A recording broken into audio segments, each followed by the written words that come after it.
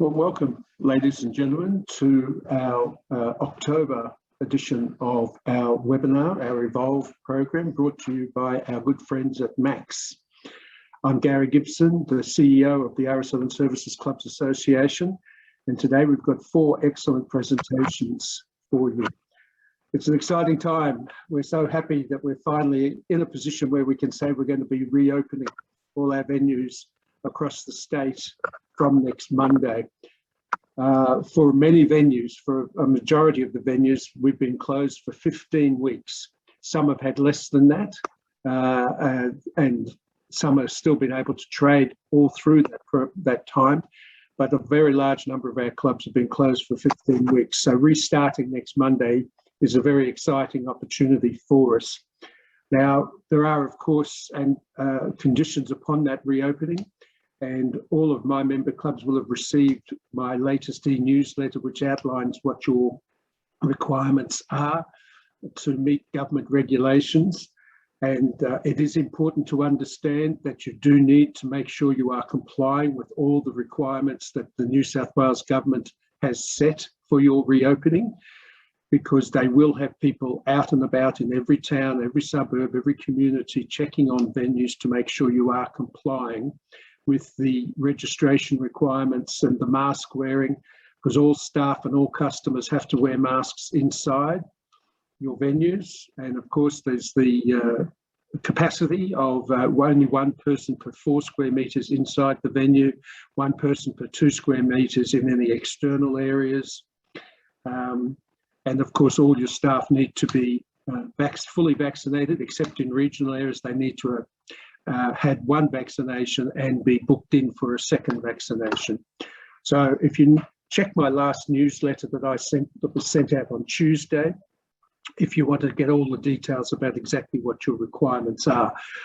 But thankfully, we're ready to start, and we've got 4 excellent presentations today, which will give you some ideas about what things you should be thinking about doing between now and Christmas to rebuild that patronage, to get your customers back through the doors and getting them coming back on a regular basis. So we've got Steve Walker from Mapcite, Mapcite is a new partner for us, so we're welcoming Steve. We've got Julian Black from Lion Beers, Warwick Brook from Bortoli, and Todd Spry who's the head of marketing at Daily Press. Now, please remember that at the bottom of your screen is a Q&A box. If you are wishing to ask a question, when you're listening to one of the presentations, please type your question in that box, and we will make sure that the the question is asked of the presenter before they finish. We should take about an hour, and remembering also this presentation is being recorded and will be distributed to everybody tomorrow. I'd now like to welcome our first presenter, who is Steve Walker. Steve is the head of sales and marketing for our new corporate partner called Mapcite. And Mapcite's, Steve will tell you all about their products and services, and what it does is give you some real tools to help you better focus and target your marketing spend to bring in your patrons and to get them spending money inside your venue. So Steve, welcome. Thank you so much, Gary. Yeah, it's a pleasure to be here. Although it's exciting times, everyone out there will realise that it's challenging times. Not only do you have to be doing the right thing, but you have to be seen to be doing the right thing. And I'm going to make a couple of comments on that as I go through the slides. A little bit about Mapcite. Mapcite is a geospatial data analytics service provider. Now, that's a bit of a mouthful, but what it means is we take data and we associate it with a location and we map it. And surprisingly, there is a lot of data available to clubs, both at the member level and visitor level, that they can use to better understand what the service requirements and compliance requirements need to be. Now, I have a series of slides here. There's, I think, 8 slides all up. The first couple talk about the challenges and the approach and what you need to know. And then I just have 4 examples of the types of visualizations that we can provide you for your club. So let's work down through the next slide.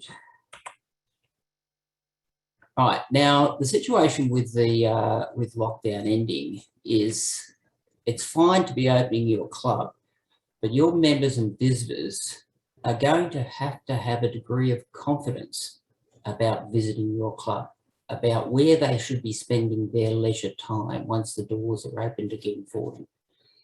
Most people will want a clean environment. Now, when I say clean, you know, appropriate safeguards against disease transmission, being surrounded by other people who appreciate the impacts of COVID and don't just ignore them. Now, these are key in people's minds as we come out of lockdown. And local clubs are also very concerned about those issues, and they're making every effort to ensure that the visitors have the safety and enjoyment they deserve. The confidence, though, comes around the club's conveyance in what they're doing to deal with COVID challenges. You know, what they do has to be effective, it has to be efficient, it has to preserve the safety of members and visitors. Now, one way that we can help you do that is by taking the data you have and combining it with other data that Mapcite sources. Mapcite sources commercial data. We create our own data by scraping the web. We map that in terms of location, and as I said, you'll see some screenshots that highlight that. And we combine that with the data you have. Now, you have quite extensive data on your members. You know when they have come to the club, when they have swiped their card, what they've spent, where they've been in the club, and how often they go to different areas of the club. So it's all around painting a picture for your executive to understand very easily what is happening with your visitors and members. So the insights, what insights do you need to provide the service to your members and visitors? Well, you'll have information about who your most frequent visitors were pre-COVID. Now, of course, you'd like to re-engage with them because those frequent visitors are big supporters of your club. And so you'd like to know that they are coming back to your club. And not just are they coming back, but will they be bringing other people with them if they have confidence that the club is a safe environment? We can also help you find out where are the visitors coming from. If you're having visitors coming to your club and there's a recent announced COVID hotspot around your service area, wouldn't you like to know specifically that hotspot is not feeding disease back into your club? So that's the type of thing you need to know. You also need to know the demographic profile of people coming to your club. Obviously, the aged are more at risk from COVID, as are the infirm. And potentially you need to know about your young visitors to the club. Now, without being disparaging to young people, we all know that young people see themselves as somewhat invincible and may not have the same concerns about COVID strictures that others may have. So it's just good to know the profile of who's coming to your club. And of course, where are they spending time in the club and in what numbers? You know, if we're talking social distancing and being prepared to change the layouts to address concentrations in areas, then that's something that you need to know beforehand, not after the fact. When you start to aggregate all that information, it feeds into the type of cleaning, the regularity of cleaning, the social distancing, and the risk management. And that leads to confidence from your members and visitors. When they're exposed to the degree to which your club is concerned about their welfare, then they will be more inclined to come and visit your club. And as I said earlier, there might be extra protocols required as a result of the data as you start to work your way through it. You know, vaccination evidence, altered furnishing layouts, potentially table servicing run some areas rather than bar service. They're decisions that you need to make on reopening, but they are decisions that should be data-driven, not just made out of guesswork, not that I'm assuming any of you would do that anyway. I have a few following images they're just samples of the types of information and visualizations which Mapcite can provide for your club. I'll try not to get too technical, because what we're trying to offer is an ability to provide insight to everyday users rather than you having to be a data scientist. Now, I've used Gosford RSL Club here as an example. This is a simple map of the members that live within a 5-kilometre boundary of the club. It's what's called a heat map, concentration map. Now, that circle you can see there is the 5-kilometre boundary. Now, at any time, the club has access to all the information about the members and where they live, right? And subject to privacy, of course, it's all kept internal. You can create in minutes a small polygon on any area of that map. As I said before, let's assume there's an outbreak, a hotspot in Narara. You can draw a polygon around Narara and immediately see which of those members fall within that hotspot region. And so you can be forewarned about people coming from that hotspot into your club. And there are certain analytics available as well within that view. I'll just move to the next one now. Now, this is something that's outside what the club currently has in terms of the private data on members. This is what's termed a choropleth. They are statistical areas which show the weekly personal income, in this case surrounding Gosford RSL on the Central Coast. Now, when you know the areas of highest personal income, it starts to give you an idea of how you can target your marketing and bring people back into the club. Now, knowing someone comes from a higher personal income area is just one small data point. But as the next slides will show, you can take that to another level. And as I say, start to feed into your marketing programs. So this is a heat map showing the highest restaurant spend areas around Gosford RSL on the Central Coast. Now, Mapcite sources anonymised transaction data, merchant transaction data across Australia. We know what people are spending how much money on what goods and services for essentially every part of the country. And it can be quite granular. So, for example, if you were looking to open a new restaurant in your club, this would feed into your program as to who it should be targeted or how the restaurant should be framed to meet the market. And again, just another visualization example. And this slide here, this is some COVID outbreak numbers back from April 2020. You'll see here that these numbers are not as large as those we've been having recently in New South Wales, but the size of the circle indicates the size of the numbers in that area, and the colour also indicates that.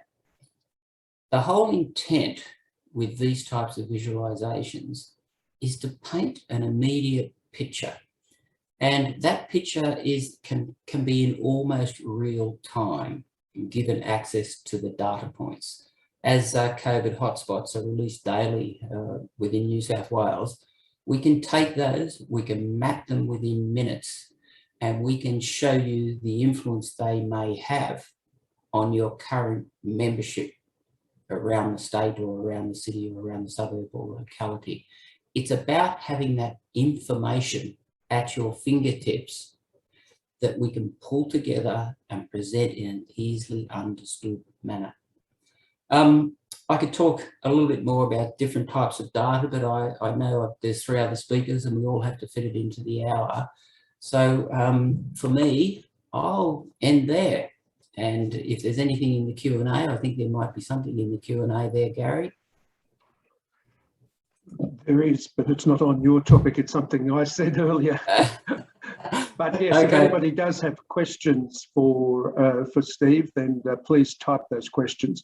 Yeah. Thank you very much, Steve. At the end of the workshop, I'll be putting up everybody's contact details, email address and mobile phone numbers. So if anybody does want to talk to Steve, I think you'll appreciate that there is a lot of data that Mapcite can integrate into reports that will give you, as a club, a lot of insights into your members, their behaviours, their spend, who you haven't got and who you have got spending in your club. So it's a very worthwhile product, and certainly will help you better target your marketing and your outreach to your clients, your members and your potential members. So thank you very much, Steve, for your presentation.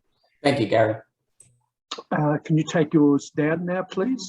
And we'll ask our next speaker, who is well known to us. Julian Black is the Group Accounts Manager for Lion Beers.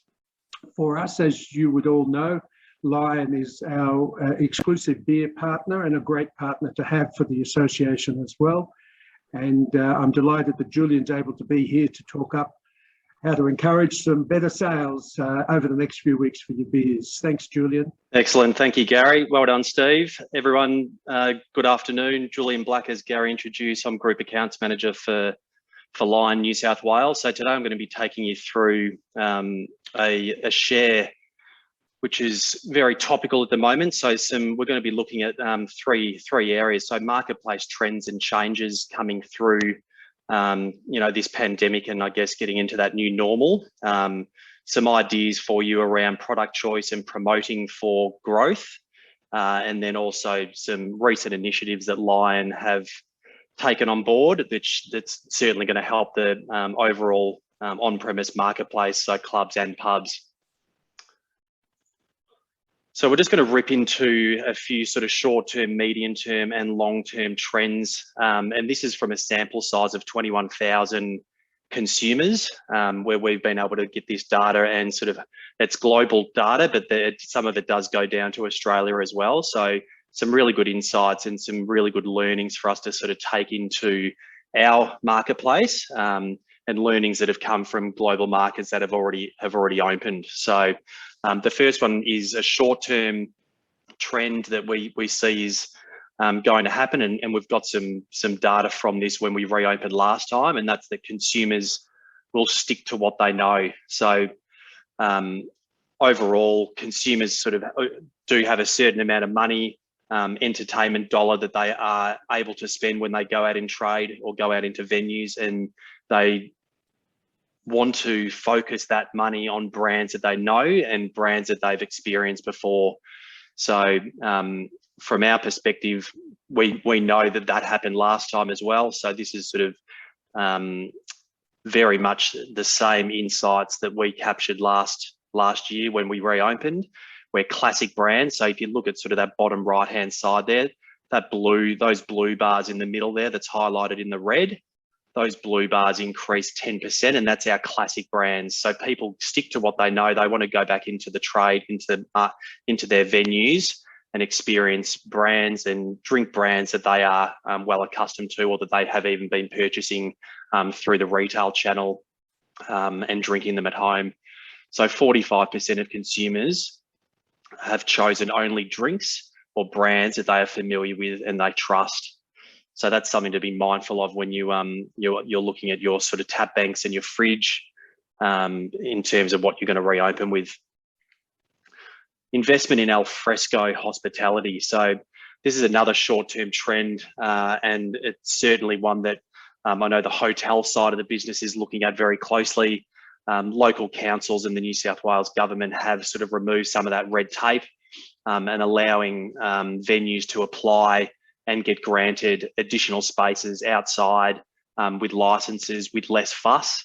So encourage anyone on the call who does have any ability to execute activity in an outdoor space, to do so, because no doubt consumers are going to be wanting to, no doubt the restrictions are going to be a lot easier outdoors anyway for at least the short term, but consumers are also going to be wanting to try and enjoy their time outside of the home and in a venue that, as Steve mentioned before, is safe, but also as part of the safety is looking at those outdoor opportunities and outdoor venues, which is definitely going to be at the forefront.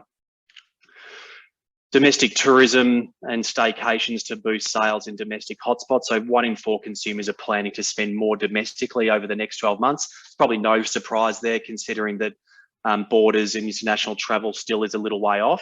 However, it just, I guess it's great for those suburban clubs and pubs, for that matter, who will be getting foot traffic from other areas and people that don't want to go into the city still. But in saying that, there will be a boom in suburbs as well.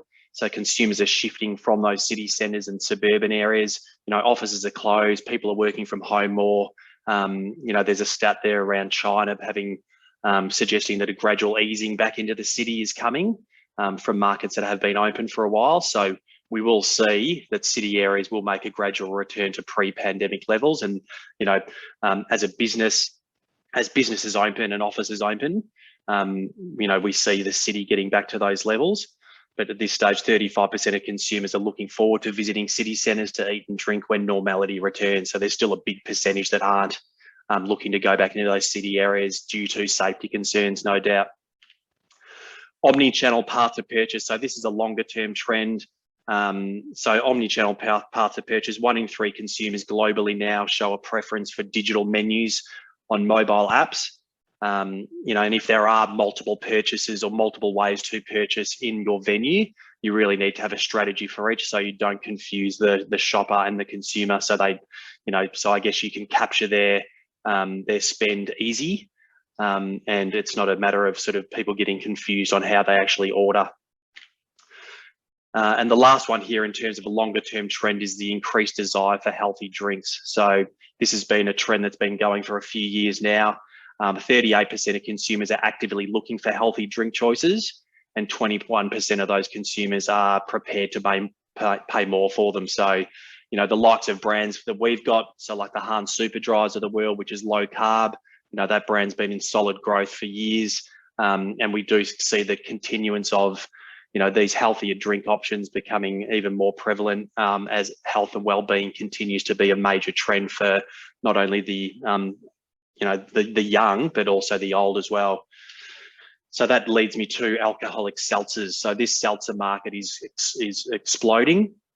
$54.8 million in spend over the last year, and the number of products have gone from 12 to 167 in 2020. So that would have even grown again in 2021. So, these drinks are better for you purely because they are basically sparkling water with a hint of flavour and some alcohol, either a malted beverage or vodka based or neutral spirit.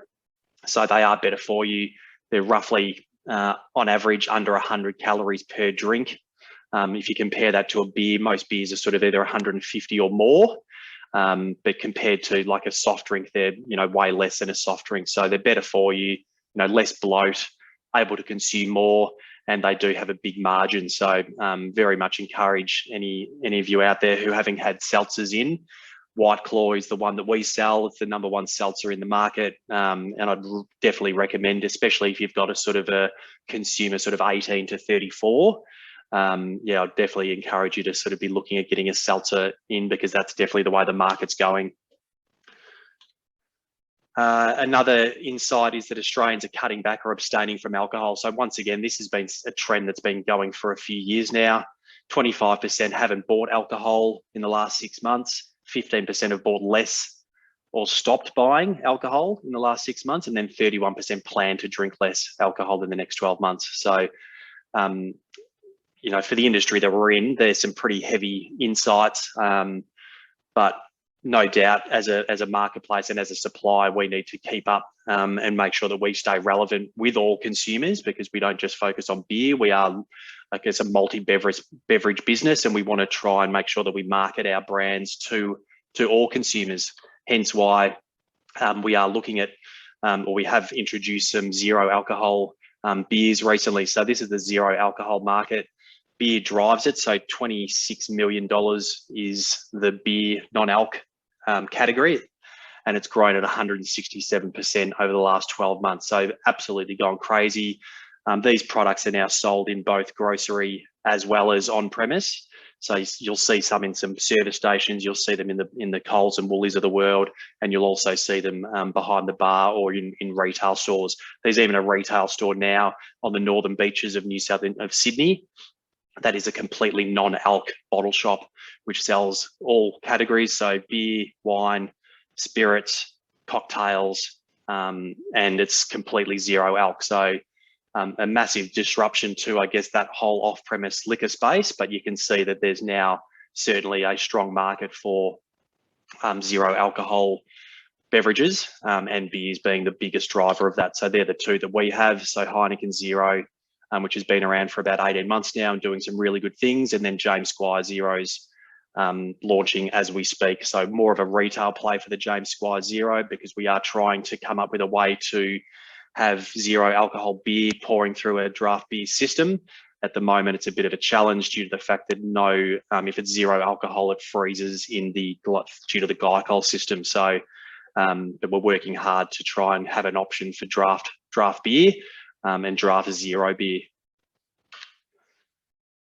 Pre-book opportunities increased since COVID. So 41% of consumers are now more likely to pre-book tables for food. So I know a lot of the clubs that are probably on the line might not have the ability to do bookings. Some might, but this is just an insight to share that a lot of people are now looking to, when they go out, they want to make sure that they've got a table, maybe in a certain area of the venue. So just a food for thought there as to having that made available for your consumers to book and plan their nights out. They might not be going out as much as they did pre-COVID. So when they do go out, they want to make sure that they're going to have the best experience possible, and being able to book your spot, book your table in those venues is very important for consumers now as they come out of the lockdown. So a few slides here just around promotions and brands to choose. So big trusted brands, as I mentioned earlier, are the ones that are performing best coming out of lockdown. So your Chewy's News, the 4X's, Chewy's Old, Hans Super Dry, full strength and mid strength. So they're trending at about 5% ahead of the New South Wales average. It's also important to have those trade up brands as well, because you don't want to be, keeping people at a sort of a baseline level when they're coming in and spending. You want to make sure that they do trade up to more contemporary and premium brands. So brands like Byron Bay Premium Lager, 4X Dry, Little Creatures Pacific Ale, and James Squire Ginger Beer. There's some really good value growth category brands that I would encourage you to consider. The ginger beer from James Squire is now the #1 ginger beer across Australia. It's an amazing drink. So if you sort of see that in a shop or on tap, encourage you to have a try of it. It's delicious. And we've got that new Little Creatures Pacific Ale as well, which is sort of just coming to market now. A very good beer, very sessionable, little bit of fruit in it through those Galaxy hops, but yeah, definitely have a crack at that as well. And 4X Dry is new to market, and they're the White Claws that I mentioned earlier. So we do have a new skew to that one, being watermelon. So there's mango, natural lime, pink grapefruit, and watermelon. And ensuring that you've got a sessionable craft beer on tap as well, especially in the market that you guys are sort of working in. To have a super heavy IPA or sort of too many stouts isn't the right go. You need to make sure that you've got like a James Squire, Little Creatures Pacific Ale, a James Squire Lashes, a Kosciuszko. They would sort of be those sort of more sessionable brands to choose from, and then also consider those White Claws being #1 in Australia now as well, and better for you sort of drinks. So there's 3 ways you can grow your margin pool. So sell more beer is the first one. Sell better beer, so lifting margin per serve. So selling, I guess those trade up brands that I referred to before, and driving patronage through foot traffic and loyalty. So more revenue. So why jugs? People aren't going to be wanting to be crowding around bars, at least for the short term. So jugs is a good option. Speed of service, the ability for people to get into rounds of them, the ability for people to go back to their table and share that without having to sort of be in that unsafe environment around other people. So it definitely improves speed of service, lifts patron spend, extends the patron's time in the venue as well, and the occasion.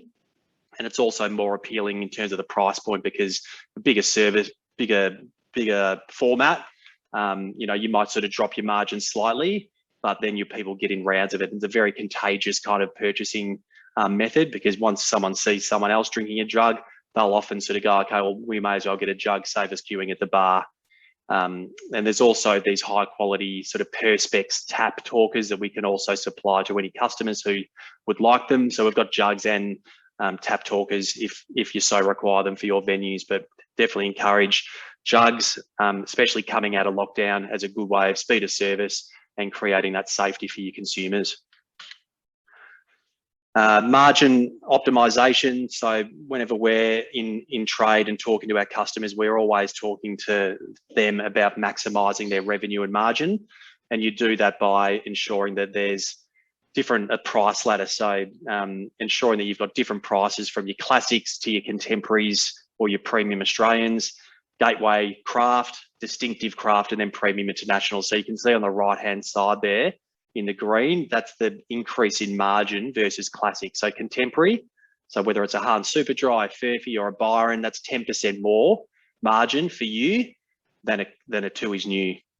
And you can see as the ladder goes up, so 20% for a Lashes, 25% more for a Little Creatures or a Cozzy, and 30% for a Heineken or Kirin. So really encourage you to sort of look at your overall pricing strategy for your venues. And consider putting in those smaller tiers to make sure you're maximising your revenue and margin, because those brands are worth paying more for, and you're missing out on dollars if you're sort of not, if you're not sort of, I guess, trading people up to those higher margin segments. A little tip that you could do is put a little red sticker, a little tiny red sticker on the back of those high margin SKUs, and tell your bar staff that, whenever you're sort of looking to trade someone up, looking for the red dot, and they're the brands that are going to maximise our revenue and margin. The next thing I'm going to go into is just looking at the tap layout. So that's a bar from a consumer's point of view, looking at the bar. We've also done some heat mapping. So this is vision heat mapping, showing, I guess, where consumers look when they go to the bar. So you've got the till on the right-hand side there. That red space down there, which is the bottom, which is the far right end of the tap bank, that is the biggest hotspot trade up area. You can see over on the left there is also another sort of space. So basically the far left and the far right are the two main areas that consumers look. And because in sort of, we do read from left to right, consumers sort of start at the right, but they also do look at that left-hand spot as well. So that's some heat mapping that we've done at the bar. So what from that is that when you're looking to range your taps, or where you're looking to put your taps on your layout, on your tap bank, you want to have the premium brands, so your Heineken and the Lashes in the prime trade up zone there on the right-hand side. Tooheys New and 4X Gold separated, because they're the two venue favourites. So you want people sort of looking across to sort of spot them, and they might catch something else as well in their eye that they, for instance, a Super Dry or a Byron, which you're going to make more money on, which is in between Tooheys and 4X. And then on the secondary trade up zone, so another sort of accessionable craft like a Kosciuszko available there as well. So that you're really going to maximise your margin by having the tap bank laid out in a way like that, as opposed to having them sort of scattered around without any sort of strategy at all.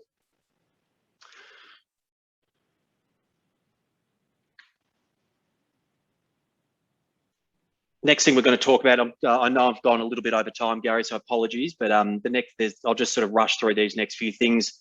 Your local club Freedom Day, so Lion and Batch Brewery, so Malt Shovel Brewers, which is our sort of brand out of Camperdown, and Batch have collaborated to come up with a Together Ale, and it's going to be available to clubs and RSL clubs. There'll be some notification coming through that in the next few days, and it'll be a beer that you can put on, reduced price point, potentially even give it away to those people to bring them back into venues, fully vaccinated people as well back into venues. So that'll be exciting coming, and there'll be sort of news coming through the channel soon about that. Furphy is also launching a Vax to the Pub, so the opportunity for consumers to come into the pub, obviously prove that they're double vaxxed, and they'll get a free Furphy online and obviously on the venue. But we are funding that. So Lion and Furphy will be giving away 33,000 schooners and we're funding $6 per schooner. So that's to encourage people to get back into venues, get back into clubs, and it's capped at that 33,000 schooners. And there's been some really good PR and media for that already. Final slide is just one for anyone in that sort of corporate social responsibility, environmental space, is that our plastics pledge, so Lion have recently come out and said that we are aiming to eliminate, and we are going to eliminate plastic shrink wrap within the next 2 years from all of our packaging, with a goal of being in 2030 to have full elimination of all plastic products across all of our brands. So that'll be a huge amount of less waste going into landfill and into the ocean as well. So some good things coming there from Lion. These things aren't easy to do, but we're sort of obviously see that they are super important and definitely fit in with our company values and strategy. So that is it from me. Thanks for the time. Sorry I went a bit over, and over to you, Gary. Good on you, Julian. That's fantastic. There was so much good stuff there. I very much appreciate everything you did. I particularly made note in my head about the point you made about encouraging patrons to be able to make reservations and having your systems up and running so that people can make bookings for tables, either just in the lounge bar or in the restaurant, your bistro. Because with our capacity limitations on venues, a lot of people are still going to be a bit hesitant about trying to turn up at a club if they don't know they're going to be able to be allowed in.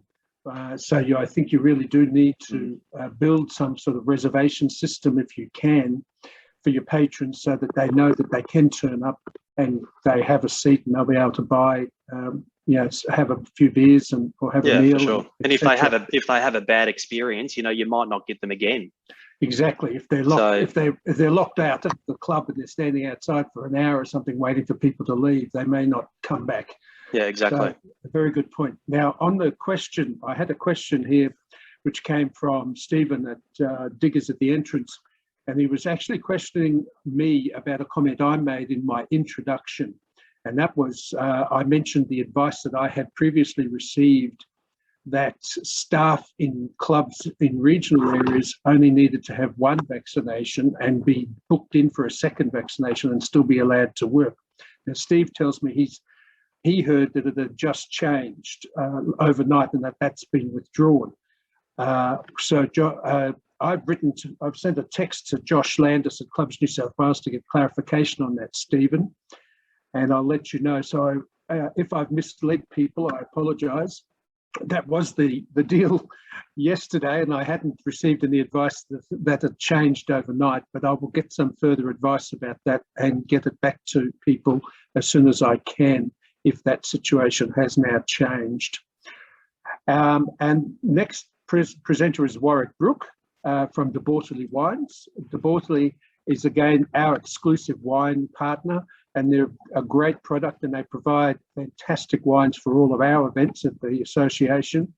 And as I said to Warwick before we started live, I've been trying to keep his rosé sales booming in the northwest suburbs of Sydney by buying lots of his La Boheme rosé, which is absolutely delicious rosé. But it's great to have you back, Warwick. Welcome. Thank you, Gary. Good afternoon, all. As Gary said, my name's Warwick Brook from the Bortoli Wines, and yes, thank you very much for the opportunity to present this afternoon. I'm just going to take you through some market data on the wine category, and give you some options depending on what comes out of that data. We'll look at some single serve options for you, some on-premise only brands, and then we'll also look at some options for your POS registers. So without further ado, let's jump in and have a look at the sparkling wine category. So the columns to have a look at here is column 1, column 2, and column 4. So column 1 gives you the style of the sparkling wine. Column 2 is the percentage it represents of the market. And then column 4 is the performance to last year. So if we have a look at row 1, for example, sparkling wine, 19.9% growth on last year. So that's really strong, particularly strong growth. So if we have a look and see what's trying to drive that, or what is actually driving that, if we have a look at row 2, you'll see that the champagne is growing at 40.2%. and it's 28% of the category. So that is extremely, extremely strong. But champagne, unfortunately, from our good friends in France, or our not so good friends in France, didn't have the best vintage, and Mother Nature wasn't so kind. So moving forward over the next 12 months, we're going to see a 30 to 40% drop in exports of champagne from France. So obviously moving forward, those figures will change significantly, and will also put significant pressure on price points. So with the champagne shortage, we can probably expect something's going to change. So if we have a look at row 4, you can see that Prosecco is growing at 30.5%, and it represents 15% of the category. So I would expect that over the next 12 months, as we have this shortage of champagne, we're going to see that Prosecco is going to explode. So how can De Bortoli's and how can we help you capitalise on this growth? So De Bortoli King Valley Prosecco. So as I said, Prosecco is outperforming the sparkling category at 30.5%. This particular Prosecco, the De Bortoli King Valley Prosecco, is growing at 88.6% and is currently the second biggest selling Australian Prosecco. It's now available in a rosé. As you can see there, it's covered in bling, so it's got the support of the wine media, so to speak. And I do expect over the next sort of 1 to 2 years that this particular brand could become the biggest Australian selling Prosecco on the market. Another option for all you pop lovers out there is Kylie Prosecco Rosé. So for those of you who aren't aware, De Bortoli has the distribution rights of Kylie wines here in Australia, and it has been a very big success. This particular Prosecco Rosé has only been released this week, so I don't have any data or anything like that to back it up. I will say it is very, very smart packaging. That's one thing that Kylie does with her wines. Her packaging is at the forefront. The booze as well is really good. So like the rest of her range, I do expect to see this in significant growth moving forward, and there'll be lots of opportunities from an on-premise venue point of view. At the end of the day, who doesn't like Kylie? So let's have a look at the white wine category and what's happening there. So as I said, columns 1 to look at, column 2 to look at, and then column 4 to look at as well. So if we see that the white wine category is growing at 8.5% versus last year. So that's particularly strong, really strong. Now, row 2 tells the real story. It tells the truth of the story with the white wine category. 41.7% of white wine purchased is Sauvignon Blanc, and it's growing at 6.7%. So that is a huge number. A great deal of Sauvignon Blanc comes out of Marlborough, and just the same as France has had some issues with their vintage, Marlborough has as well. So moving forward this particular year, as we get further through the year and then early into next year and throughout next year as well, we're going to see again a shortage of Marlborough Sauv Blanc. So once again, that's going to put some pressure on price points. Rows 5 and 6 there on those particular figures, they really do tell a story of what's happening as well. Whilst Pinot Grigio and Pinot Gris is not as big as Sauv Blanc, they are growing at 21.3% and 13.9% respectively to last year, which is really, really significant growth in the white wine category. So how can De Bortoli's help you capitalise on this growth? So La Boheme, I mean, everyone's heard of the brand La Boheme. It's a huge brand for De Bortoli's, and it has great equity in the name amongst the consumers. It's been showing double-digit growth. Here in New South Wales, we sell over 100,000 bottles have been sold in the last 12 months. It's very well recognised from an on-premise point of view and has great equity, as I said, with the on-premise consumer. So the data that I'm actually showing you is basically the same data that we look at from an opportunity point of view. So we look at what are the categories in growth, what are the varietals in growth, and then work out whether there happens to be any opportunities within the market. And hence is why we have just released, or a short time ago, released Blue Gris. Now, they say that timing is everything, and when it comes to releasing product in the beverage industry, yes, it is. And in saying that, unfortunately, this was released at the end of June, and as you know, that's when we went into lockdown. So I have no data or statistics at this stage. It has been very well received, especially from venues that have been able to do the takeaway option during COVID. So it is good. It is very good packaging. The product inside is very good. It would certainly be worthwhile having a look at for your list as well. Red wines. Some interesting things to come out of the red wine category as well. As I said previously, column 1, column 2, and column 4 is what we're looking at. So the red wine category, as you can see, is growing at 12.9% to last year, which is really strong. All the categories are growing really well, which is pleasing for the wine industry. Number 2 tells a story as well. So 38.6% of red wine purchased is Shiraz, and it's growing at 12.3%. So Shiraz is the number 1 varietal, which is probably not surprising to anyone. But as much as it tells you a good story, it also reveals the not so good story. So if you have a look at rows 8 and 10, that tells us to the not so good story within the category. If you have a look, Shiraz Cabernet or Cabernet Shiraz on the list, if you've got it on a wine list at the moment, it'd certainly be worthwhile having a look at and probably taking it off the list. As you can see, they are both in decline at 8.9% and 15.8% respectively. So as I said, if you've got that on the list, that would be certainly worthwhile to make some changes. So if you had to make some changes, what is this particular set of numbers telling us? Well, firstly, Pinot. So Pinot is growing at 13.4% of the market, I should say, and it's growing at nearly 25%. So that's one I'd be looking at. Obviously, the number 1 varietal is Shiraz. So depending on what's on your list at the moment, I'd be probably having a look there whether there's other opportunities. And thirdly, if you have a look at Grenache, you'll see Grenache is growing at 49.1%. Yes, it is off a smaller base, but obviously we need to start somewhere. So how can De Bortoli's help capitalise on this particular growth? So as stated, Pinot, it's the 3rd biggest varietal, accounting for 13.4% of the category. La Boheme is De Bortoli's 3rd biggest brand, and the Pinot has been showing double-digit growth for the last couple of years. So there is certainly an option to fill that Pinot space. As shown, Shiraz, well, it's the number 1 selling varietal, accounting for that 38.6% of the category.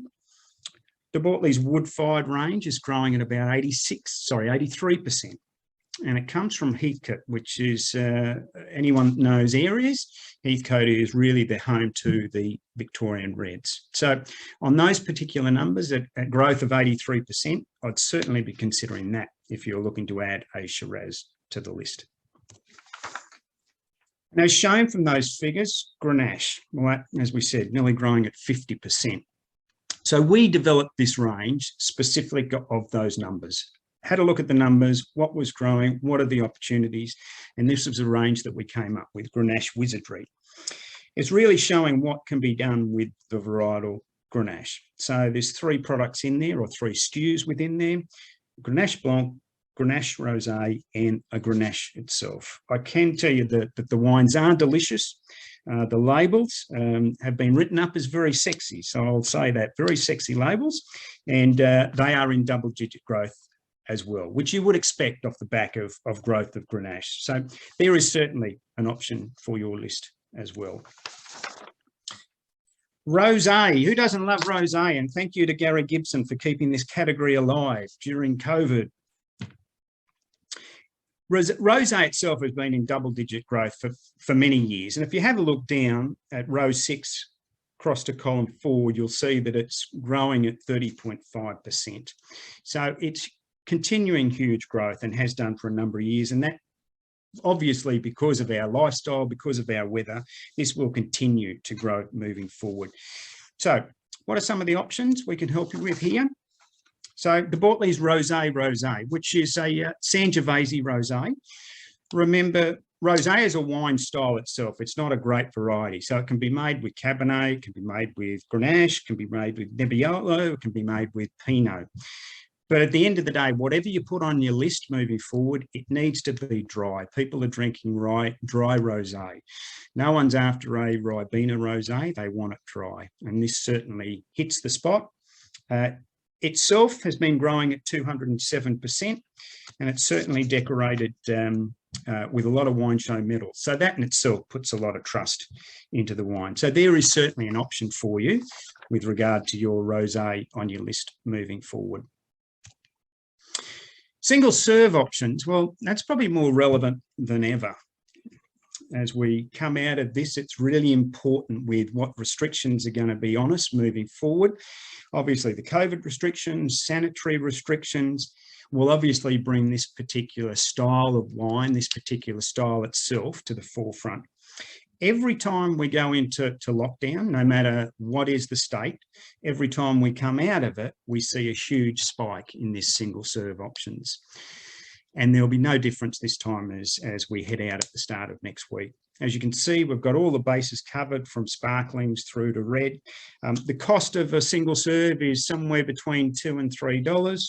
So obviously you can see there from the suggested pricing, there's good margin to be made. And most importantly, there is no wastage, firstly, and secondly, the consumers are very comfortable to come and grab something that's a single serve option that very few people have had their hands on. So if you don't have a single serve option moving forward, especially coming out for next week, it's something that you really need to seriously consider moving forward.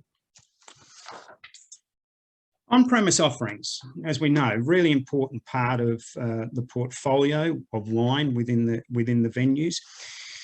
These are for entry-level and function packages, and you need to use on-premise brands in that particular area, entry-level function packages. But it's really important that we don't get too carried away. You don't want to be having all your list made up of on-premise wines. You need recognised brands. People that come in and pay $30 to $40, depending on what club you are, if they're going to be spending that, they want to recognise what they're buying. They understand that they're paying for service. They're happy to pay a little bit more. They don't want to pay for a no name or something that they don't recognise. So it's really important that on-premise brands are used for entry level or for options. Obviously, Willow Glen here has a huge presence across the industry, lots of venues using it. It's convenient, it's screw cap, which includes the sparkling, which is fantastic. So once again, there's little wastage as well. Second option is our Vivo, our second tier, so to speak, a little bit more expensive than Willow Glen. A lot of venues are using that for function. So they might have Willow Glen as their entry, this as their function. As I said, really important to make sure that you segregate between what's happening inside the venue as opposed to what's happening from a function point of view. It's really important to keep a differential there. These are a different style, a little bit straight varietal as opposed to Willow Glen, which was a blend. These two are in a screw cap, so convenient and no wastage as well. And our third tier package here is a product called Lorimer. So for those venues that do lots and lots of functions, they use this as a second tier offering, and or those venues that have multi-venues will often use this in different venues. So there's not that crossover or that checking between what the offering is and what the price is. So again, as I said earlier on, really important to keep what you have on the list and what you have on the function list, make sure they are segregated. Obviously, Bortoli's are very, very much about helping as much as we can when we come out of this lockdown. We have lots of options when it comes to wine lists, tent cards, wine of the months. We also have lots of options when it comes to digital marketing material as well. So if you have TVs or POS registers or anything like that, please let us know. We can always put some sort of marketing program together. Probably my final point, which is the most important point that I really can't stress enough, is about the education of your staff.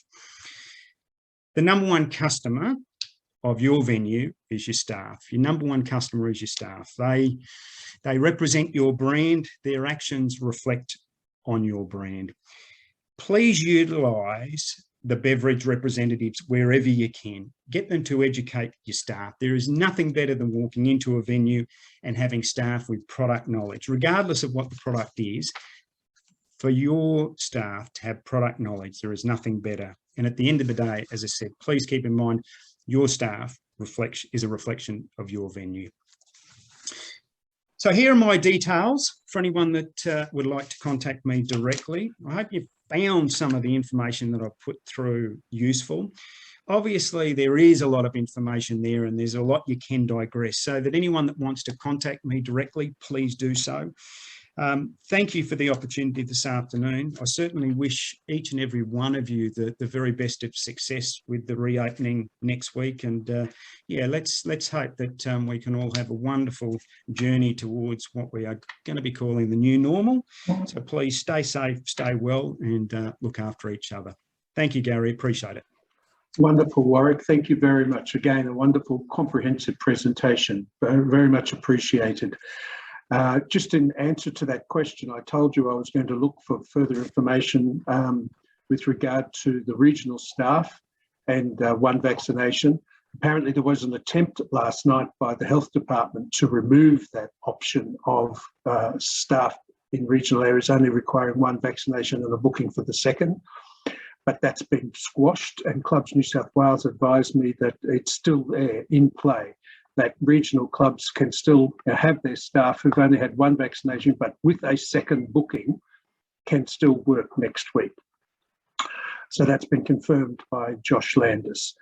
Our final presentation today is from Todd Spry from Daily Press. Thank you very much, Todd, for your patience. And Todd and Daily Press are an outstanding marketing company for us, and again, a corporate partner that we have great faith in and great support from. So over to you, Todd, with your presentation. Great, thanks, Gary. And understand we had a few technical issues earlier on, but we're here now. So I'm going to keep this brief, given that time's nearly up. Can you see that screen, Gary? Yes, yes. Okay, I'm going to go straight into, I'm going to skip over the brand strategy, but this is really important. We've talked about it in the past, but if you haven't got a brand strategy, make sure that you start to consider that as part of your business planning, because as we know, the world's changed. We need to evolve as an organisation to make sure that we're really connecting with our competitors, our customers, and differentiating ourselves against our competitors. And we really understand what that story is that we're going to tell.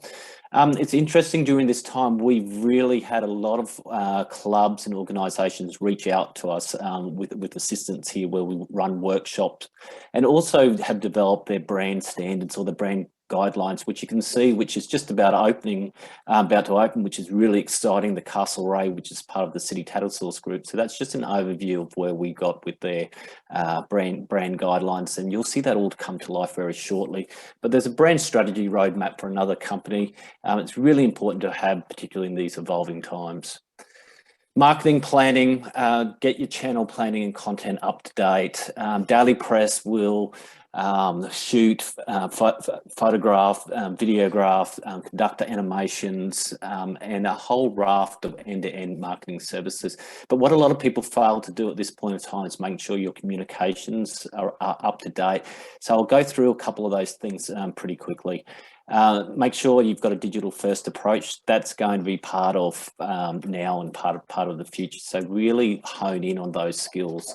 It's really important that you have those welcome back offers, because you really want to excite your customers and make them feel valued.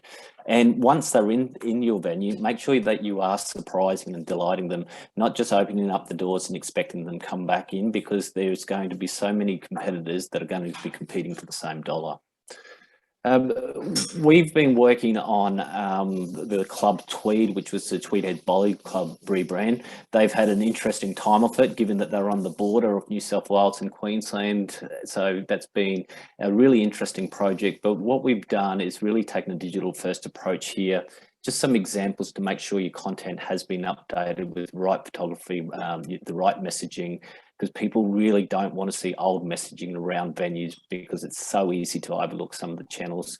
So from your website, to make sure that you've really looked at the SEO to optimize it on Google search engines. Get your social media and search marketing working. Here's just a couple of things that we've been working on with Club Tweed, just to engage and excite their customers that this change is underway. like I said, we've had stops and starts because of what COVID has thrown at us, but we have to be agile, and digital allows us to do that. EDM's really important about that digital marketing approach. SMS is really, really strong. We're seeing some great uptick with the SMS and the engagement of customers. We've got our own platform that comes in under majority, or if not all, from a cost per send point of view.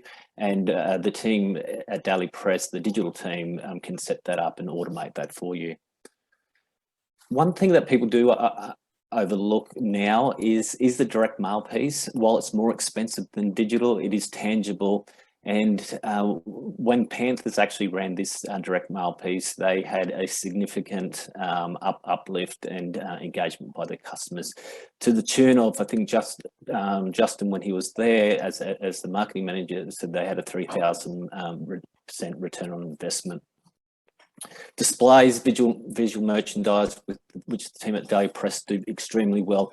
Get ready, get your venues presented, showcase your different offers, showcase what's coming up, your different events. And this is a really great way to engage with your customers and also bring your venues to life.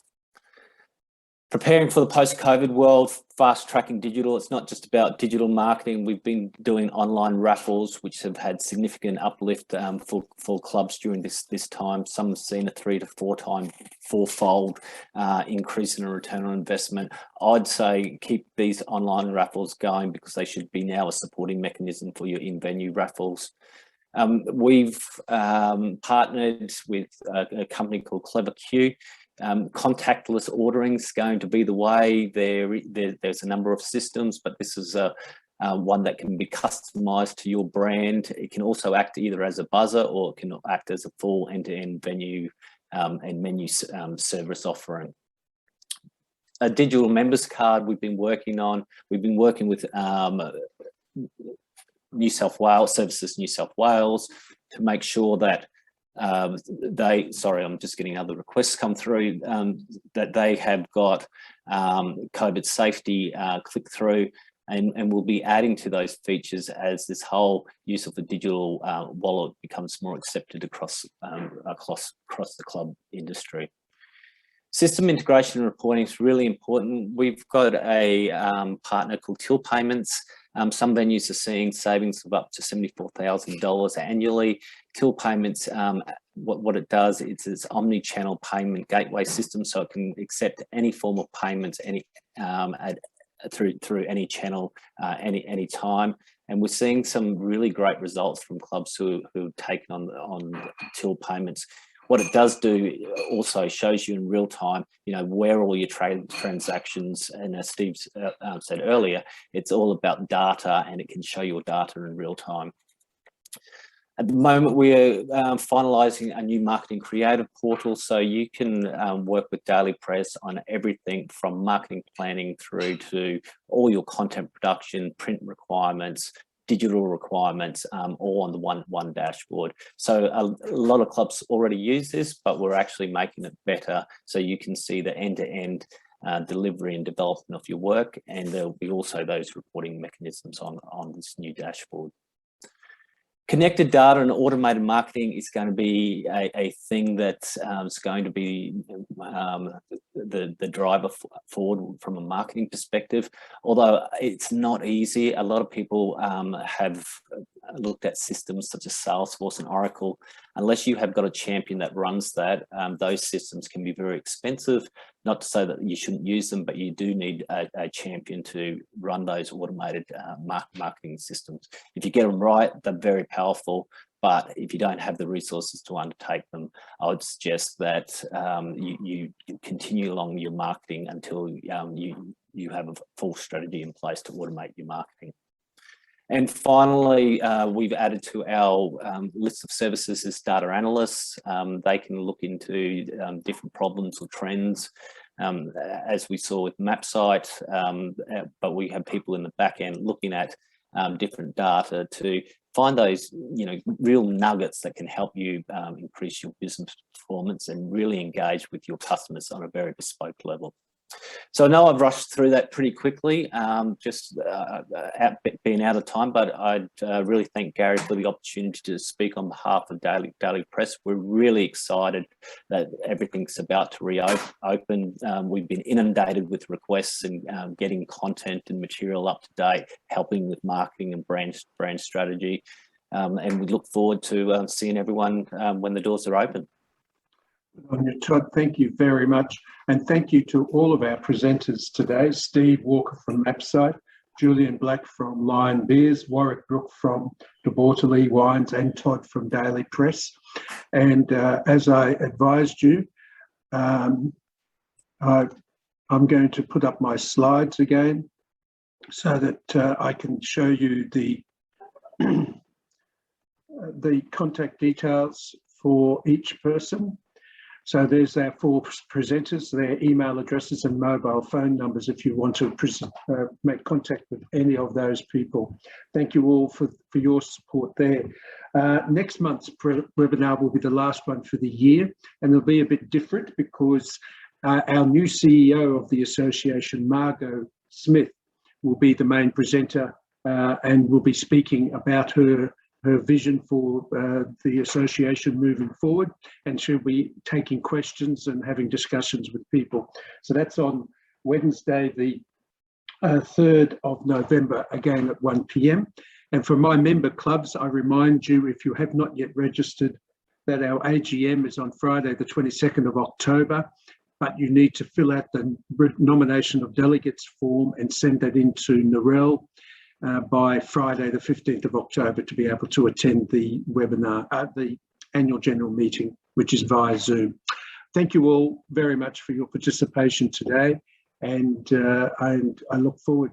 This is my last webinar, in fact.